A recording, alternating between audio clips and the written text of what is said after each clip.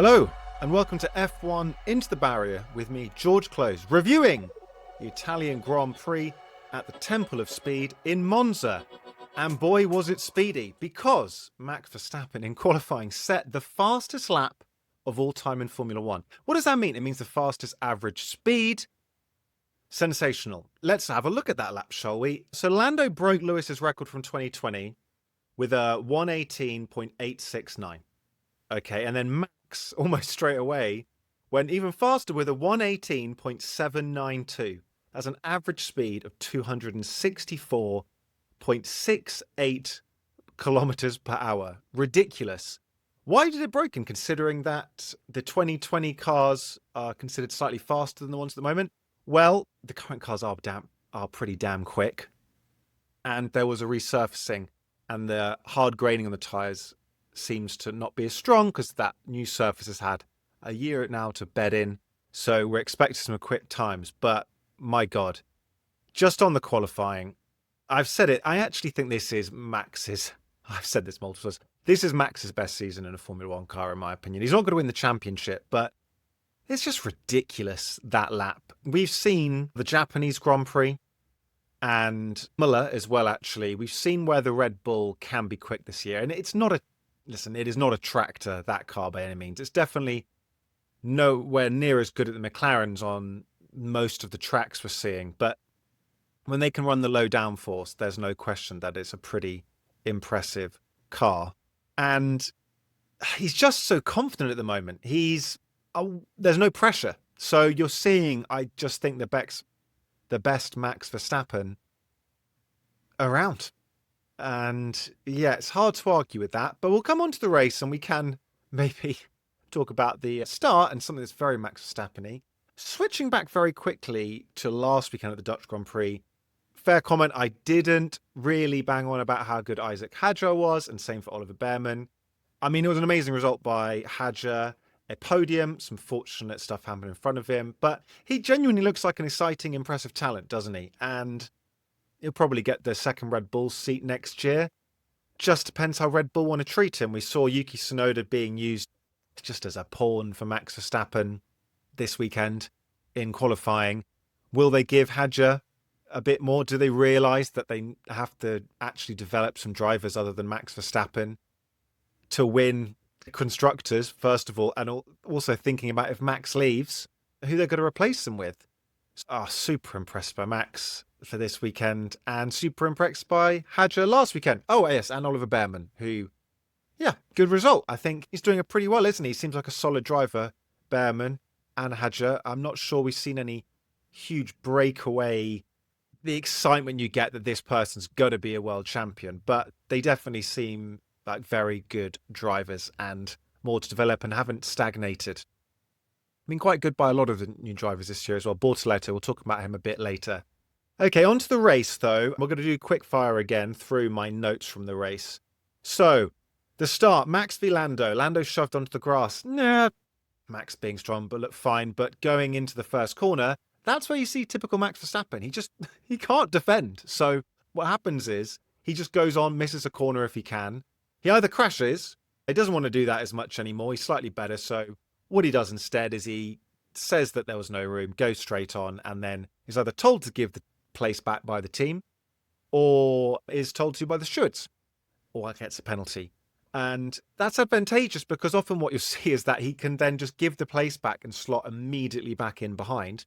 And he doesn't lose the distance or otherwise isn't put under pressure like you normally would be in that first corner. If you'd push to a suboptimal line because someone's overtaking you through the corner, he might have fairly come under pressure from behind him. So it's just very Max. I've said it before. He's so utterly focused on not giving an inch that he can't actually defend properly. And that's very different to Leclerc and Piastri with a dreamy early race overtakes. It was such an exciting race early on before it settled down, became a little bit more boring. Really just magnificent to watch those two go side by side, trade places, respectful, left each other room, hard racing. I don't think anyone thought there was being something. It was just beautiful hard racing. Very lovely to watch. Also at the start, Antonelli, terrible start. Antonelli is not having a good time at Mercedes. the pressure, obviously he's very young, but the pressure of coming in with the hype around him, meant to be the new wonder kid, as I said last week, of all the rookies, appreciating he's younger than some of them, you'd say Hadjer is more impressive this year, Bearman's more impressive, Bortoletto's more impressive, and that's just ranking alongside teammates. And he is making mistakes. It's not just, as I said, because I think George Russell is phenomenal. And I think George didn't have the best race today. I think it was a little bit Mercedes strategy, though, more than him. It's always going to be hard for Antonelli to do anything, but week after week, it's pretty brutal to watch Antonelli continue to make mistakes, and at his home Grand Prix. Lewis v Tsunoda, it's fine. Yeah, they only did one replay on TV. It did look like Lewis, I guess he must have not cut the corner based on the fact that he wasn't given a penalty. It would seem pretty slam dunk otherwise. Maybe, I don't know if the race stewards had some notes about first corner leniency. Nothing. I saw Tsunoda moan after the race, but didn't really think much of it. A really good start by Lewis. Obviously fortunate that Antonelli tanked it as well, helping him out, but had a really good early stint on those mediums. And yeah, apparently there was suggestions that he might go an alternate tyre to do something different, and seemed like in the long run a good thing he didn't. Unlike George, he seemed to drop back actually a bit earlier. George ran behind Leclerc for a bit too long and seemed to burn up his tyres and killed their race. Lewis seemed to drop back a bit more, make himself a bit more competitive at the end. But yeah, it seemed that the early pit stop helped George get the advantage over Lewis, didn't it? Whatever, I've got Max back. Oh, Max's move back past Norris. Yeah, really textbook move. Kept the speed. I was telling you, that Red Bull on these circuits isn't a slouch, and he's got something, Max, at the moment. He's got that Max magic, and he's just driving without a care, just adding to the stats, and we'll see that at the end of the Grand Prix. His misfortune, yeah, that was annoying. The suspension, he did run wide a little bit. You'd hope the cards would be a bit more resilient than that, but unfortunate.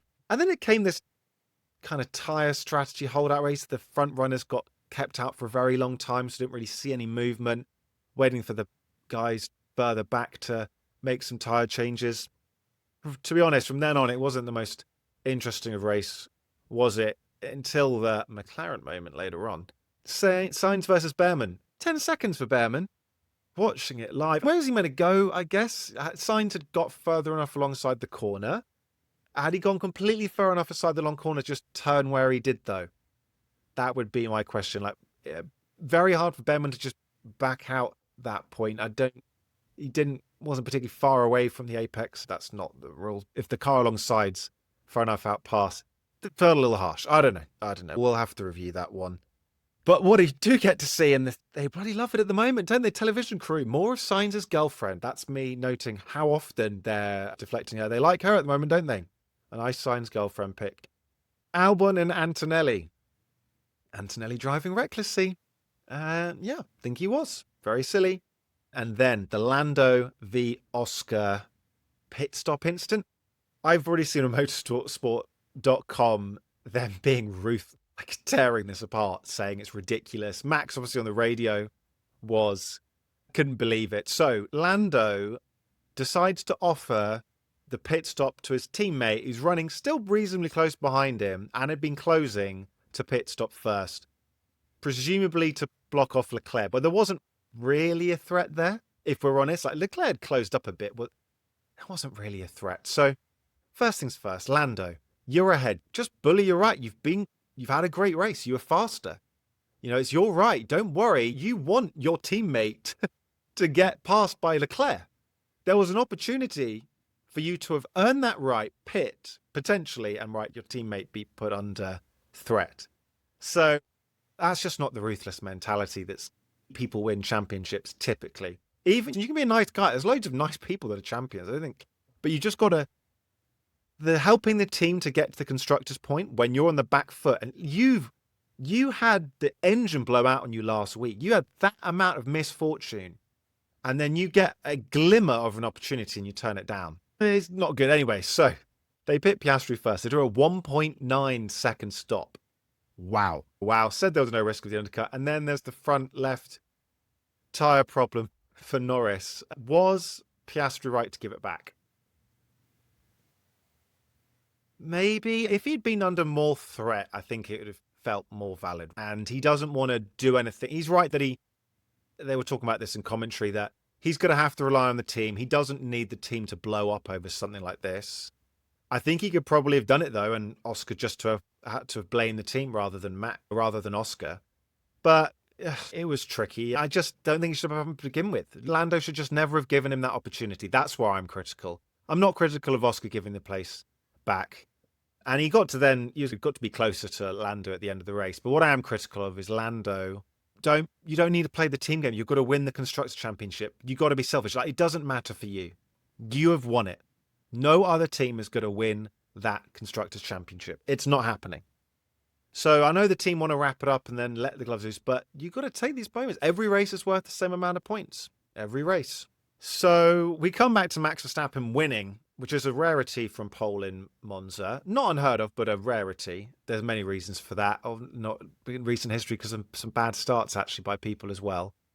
And also cars, some drivers who overqualify, then find themselves a bit further back on the race pace. But he was phenomenal. He just built that gap. I just made everyone look silly. That's what Toto Wolff said. Made everyone look silly, and every other driver's got to look at what Max is doing at the moment. And when it comes to just raw speed, I think that's true. But I do think the Red Bull's a lot better than maybe it's the public perception still, because they're not winning the championship, really gets.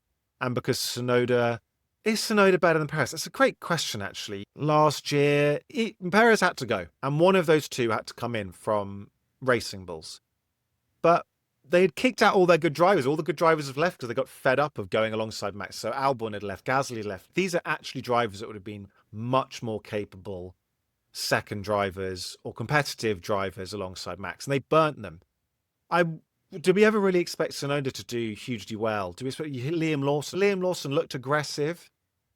He's had good finishes, but it never felt that huge excitement for him. So I just still don't rate them as teammates. I think you look at the caliber of the people that are regularly finishing in the top six. They're not there, and they never would be there, even in the best car. But if we saw somebody else, like one of the other teammates in that Red Bull, appreciating it's hard to drive, but just the general caliber, you would see them a lot higher up. They'd be a lot more competitive in the Constructors' Championship. But I think at the moment, you've just got to say, as I said, Max Verstappen is just driving brilliantly. The McLarens will drive away from him sometimes, but he's driving brilliantly. Thought Lewis was fair today, but Charles Leclerc is one of the best qualifiers of all time. I think he probably is better than Lewis now at qualifying. You look just how the cars he's had, and the pole positions he's managed to get, it's special. But Lewis was special. Lewis was built from years of, particularly in the knockout format, holding his nerve and just pulling together that mega lap. And the person we're seeing do that now more is Max. We lived through a Schumacher era. We then had some little changeover. We lived through the Vettel era, then another the Lewis era. Now we're into, the reality is, the tail end of the Verstappen era, but we just got an odd championship year. And then next year, it's all wide open again. But once you get that first championship, we'll see. It looks like it's going to be Oscar, isn't it? More and more, it feels like the real person to get this is going to be Oscar this year. I hope Lando can make it competitive, but we'll see. And shout out to Bortoletto. It's becoming a regular feature now, isn't it, for him to finish in points? Shame for Hulkenberg as well, actually, today with the issue. Kick Sauber, who couldn't race under the name Steak, by the way. Steak Kick Sauber in Netherlands because of advertising rules. Fun fact. So they've done pretty well, haven't they? Something's going right for them as a team. Interesting, that one. But yeah, Bortoletto, again, another driver, another rookie who's looking pretty strong. Stronger than Antonelli.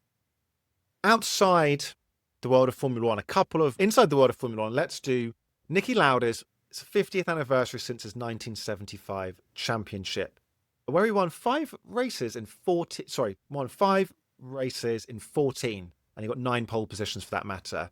Niki Lauda is one of the all-time greatest Formula One drivers. When I read that stat, actually, and you realise how few races they had in a year compared to now, you realise the stat padding that the recent drivers get to do. And we talk about reliability as well, and the reliability that those guys used to have to deal with was brutal. And yeah, so it's got a different air, and I think makes you appreciate, when you reflect back on that, actually where the greats of the sport really lie, and why number of race runs and so on is a little misleading. But Max, yeah, just to finish with that, almost just fitting, he said no risk, full push at the end of the race on the radio after being told to bring it home. He's never going to bring it. He's too good, really, to just bring it home. And the final note from outside Marshall's is Robert Kubica is doing very well after his Le Mans win. I saw that he got pole position in a 1-2 for Ferrari at the WEC COTA Hypercar Championship. And we love Robert Kubica on F1 Into the Barrier. Same way we love Paul di Resta. But I think Kubica was, special, wasn't he? Maybe he just drove a trash car when he did his comeback, didn't he? And that maybe reflected unfairly on him.